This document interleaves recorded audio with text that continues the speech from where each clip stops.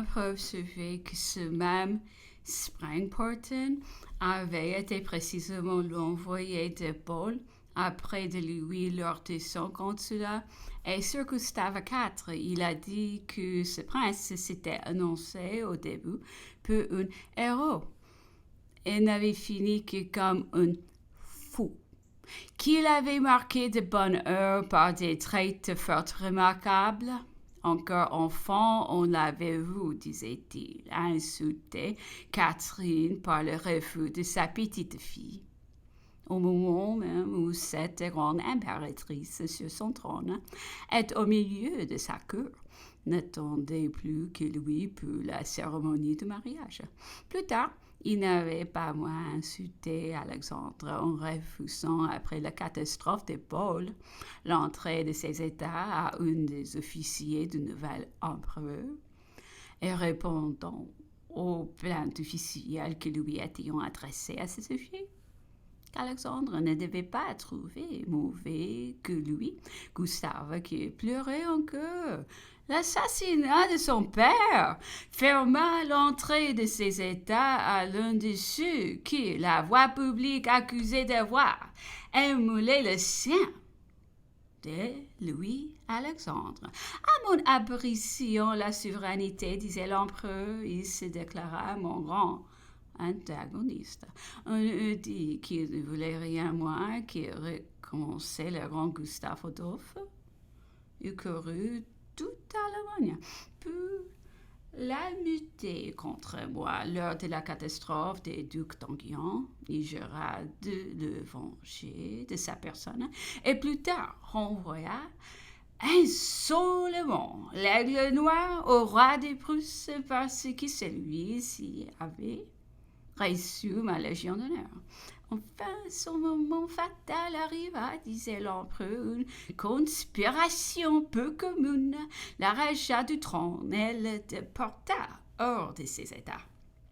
L'humanité contre les 8 preuves, cette heure sans doute, je veux qu'il fût inexcusable, même fou, toutefois est-il extraordinaire.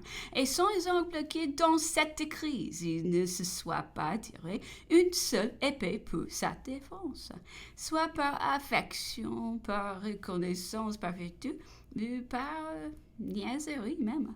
Si l'on veut vraiment, c'est là une circonstance qui honorerait peu l'atmosphère des rois.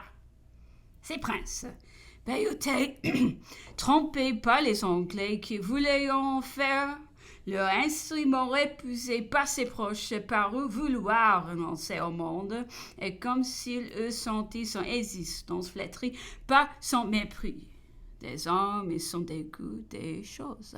Il faut volontairement se perdre tout à fait dans la foule. L'empereur disait qu'après la bataille de Leipzig, Gustave lui avait parvenir, qu'il lui en avait voulu longtemps sans doute, mais que depuis longtemps Napoléon était celui des souverains dont il avait le moins à se plaindre, et que depuis bien longtemps aussi il n'avait plus pour lui qu'admiration et sympathie, et les malheurs du moment lui permettaient de l'exprimer sans embarras, qui s'offrait pour être son aide-de-camp et lui demandait un asile en France. Je fus touchée, observait l'empereur, mais je considérais bientôt que si je l'accueillais, il était de ma dignité de faire des efforts en sa faveur. Oh, je ne goûtais plus le monde, puis les esprits communs n'auraient pas manqué de voir son bon intérêt pour lui. Une haine impuissante contre Bernadotte. Enfin, Gustave avait été déchu par le vœu du peuple, et c'était le vœu du peuple qui m'avait élevé. Il y eut en conséquence au moins de s'armer des principes et prendre sa cause. Bref, je craignais de compliquer encore les affaires et fit taire la générosité. Je fis répondre que j'appréciais ce qu'il m'offrait et que j'y étais sensible, mais que la politique de la France ne me permettait pas de me livrer à mes sentiments particuliers, qu'elle M'imposait même la douleur de lui refuser pour le moment l'asile qu'il demandait, que du reste il se tromperait fort s'il me supposait d'autres sentiments qu'une bienveillance extrême et des vœux sincères pour son honneur. Quelque temps après l'explosion de Gustave disait encore l'empereur et la succession trop vacante. Les ses doigts voulant être agréables et s'assurer la protection de la France, mais demanderont un roi. Il fut question au moment du vice-roi, mais il eût fallu que changiât de religion, ce que j'ai trouvé au-dessus de ma dignité et de celle de tous les miens. Puis je ne jugeais pas le résultat politique assez grand pour excuser un acte si contraire à nos mœurs. Toutefois, je tâchais trop de prix peut-être à voir une Français occuper le trône des Suèdes. Dans ma position, ce fut un sentiment puéril. Le vrai roi de ma politique, celui des vrais intérêts de la France, c'était le roi de Danemark.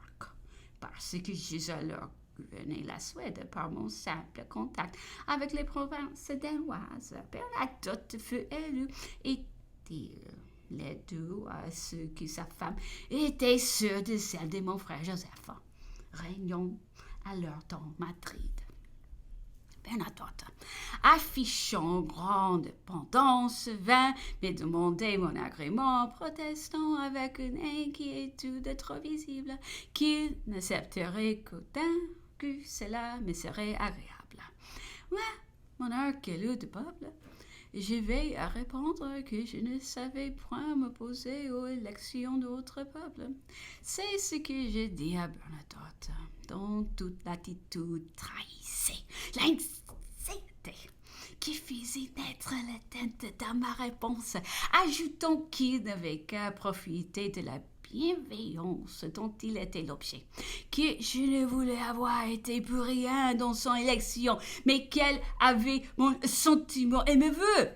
Toutefois, le dirais-je, j'éprouvais un arrière-instinct qui me rendait la chose désagréable et pénible.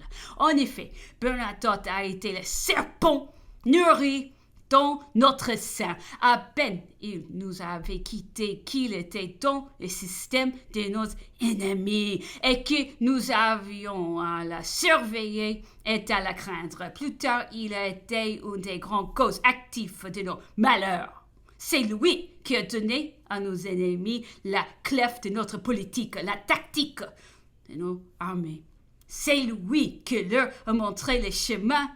Tout sang sacré, vainement, dirait-il, peu excusé, acceptant le trône de la Suède. Il n'a plus dû être que sept Suédois.